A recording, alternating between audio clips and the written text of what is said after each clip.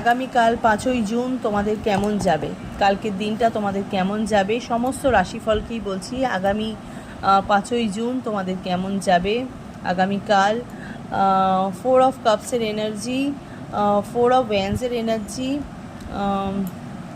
আচ্ছা ম্যাজিশিয়ানের এখানে energy, 9 of ওয়ান্ডসের energy. আচ্ছা, লাভ ওরিয়েন্টেড ব্যাপারে যে সমস্যাটা ছিল সেই সমস্যাটা আমি এখানে মিটে যেতে দেখছি, ঠিক আছে।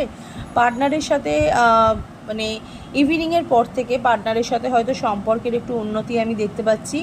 ওকে, কোনো কিছু নিয়েই বেশি আত্ম অহংকার করবে না।